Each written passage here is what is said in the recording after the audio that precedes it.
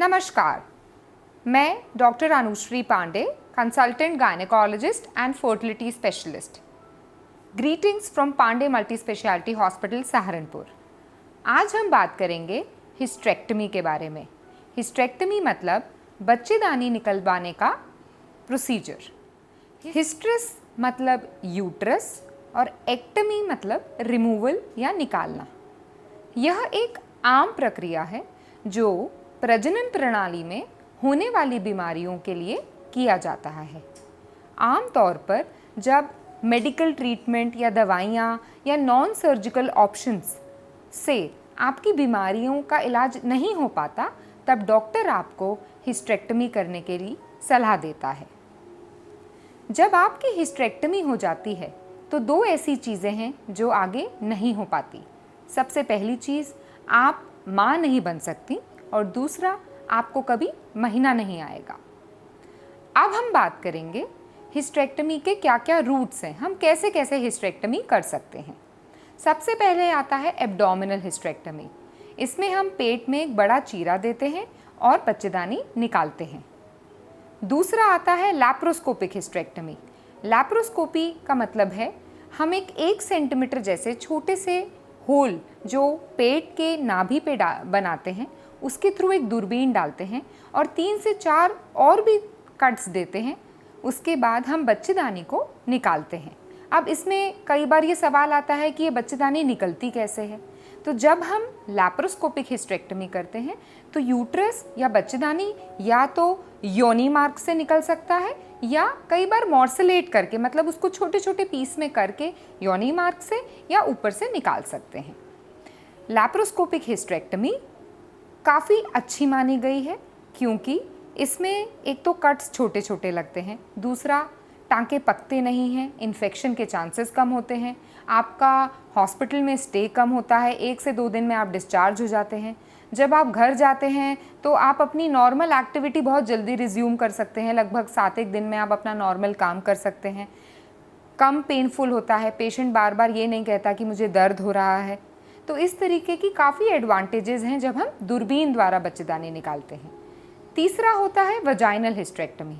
Vaginal hysterectomy का मतलब है योनि मार्ग से बच्चेदानी को निकालना। बहुत सी ऐसी महिलाएं आती हैं जो कंप्लेन करती हैं कि हमारी बच्चेदानी नीचे से बाहर आ रही है। ऐसी बच्चेदानियों में बच्चेदानी बाहर आने के साथ साथ कई बार पेशाब की थैली भी ढीली हो जाती है और लेट्रिन का रास्ता भी ढीला हो जाता है। तब हम वजाइनल हिस्टेरेक्टमी प्रेफर करते हैं क्योंकि हम बच्चेदानी निकालने के साथ साथ पेशाब की थैली और लेट्रिन के रास्ते को भी ठीक कर सकते हैं। तो ये तो बात हुई रूट्स ऑफ हिस्टेरेक्टमी की। अब हम जब हिस्टेरेक्टमी करते हैं तो जैसे कि मैंने आपको बताया कि हम बच्चेदानी के निकालने के ऑपरेशन को हिस्टेरेक्टमी कहते हैं। तो ऐसे बहुत सारे क्वेश्चंस पेशेंट्स हमसे पूछते हैं कि मैडम, जब आप हिस्टेरेक्टमी करेंगी तो क्या आप अंडेदानी भी निकाल देंगी हमारी, या नले भी निकल जाएंगे? तो ये आपको समझना पड़ेगा कि जब भी हिस्टेरेक्टमी होती है तो हमारी रीसेंट गाइडलाइंस कहती हैं कि दोनों तरफ की फैलोपियन ट्यूब्स निकाल दी जाएं, क्योंकि एक तो इनका काम पूरा हो चुका होता है और दूसरा यह एक पोटेंशियल साइट होती है कोई बड़ी बीमारी होने की। इसीलिए दोनों तरफ की फैलोपियन ट्यूब्स निकालनी चाहिए। अब बात करते हैं अंडेदानियों की कि क्या अंडेदानी निकालनी चाहिए। आपको मालूम है कि अंडेदानियों का काम हमारा यौवन रखने का होता है। उसके अंदर ऐसे हार्मोन्स निकलते हैं जो हमें एक फेमिनिटी महसूस कराते हैं। तो अगर आपकी उम्र 45 साल से कम है और आपकी अंडेदानियों में कोई बीमारी नहीं है तो केवल बच्चेदानी निकालनी चाहिए, अंडेदानी नहीं निकालनी चाहिए। अगर आपकी उम्र 45 साल से ज़्यादा है और आपकी अंडेदानी डिजीज्ड है या उसमें कोई बीमारी है, कोई सिस्ट है, कोई ऐसी बात है, तो अंडेदानी केस टू केस डिपेंड करता है, निकाली जा सकती है। अब बात करेंगे सर्विक्स की।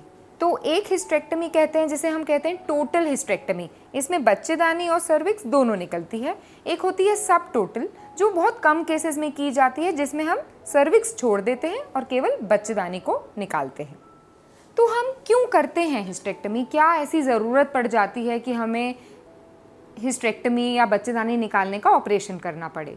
सबसे पहला है एक महिला जिसे एबनॉर्मल यूट्राइन ब्लीडिंग हो, मतलब ब्लीडिंग रुक ही नहीं रही है, आपने दवाइयाँ खा ली, आपने डॉक्टर ने जो आपसे कहा आपने सब कर लिया, लेकिन ब्लीडिंग बिल्कुल नहीं रुक रही है, आपकी फैमिली कंप्लीट है या आपके बच्चेदानी की झिल्ली बड़ी हो गई है, तो आपको निकलवानी पड़ सकती है।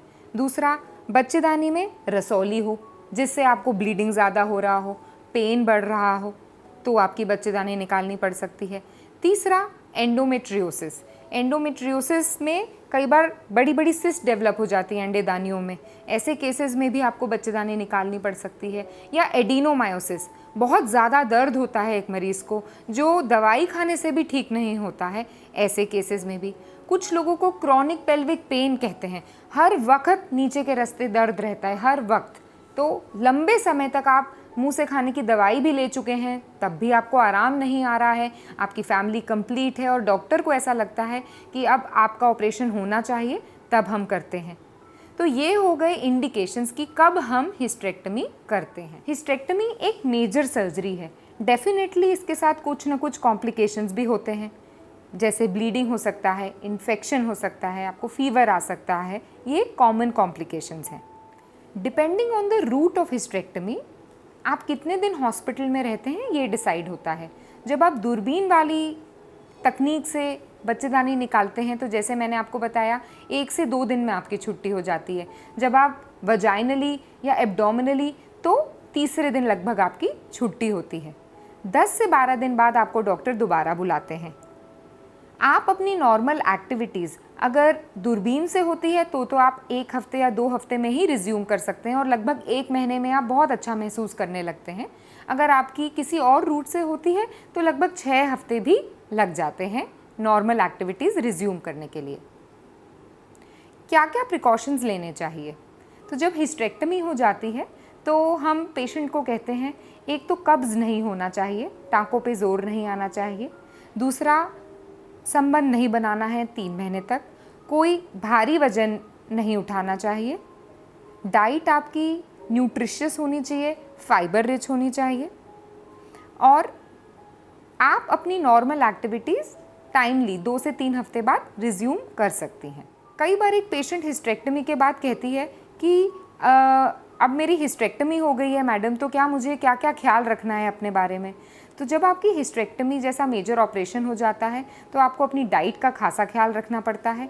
आपको प्रोटीन रिच डाइट लेनी चाहिए, आपको रेगुलरली मीडियम या स्लो एक्सरसाइजेस करनी चाहिए, भारी एक्सरसाइजेस नहीं करनी चाहिए। आई होप आपको मेरा ये टॉपिक से काफ़ी इन्फॉर्मेशन मिली हो। अगर आप और कुछ जानना चाहते हैं तो please Pandey multi speciality hospital Saharanpur में डिपार्टमेंट ऑफ गायनेकोलॉजी में आके संपर्क करें। Thank you.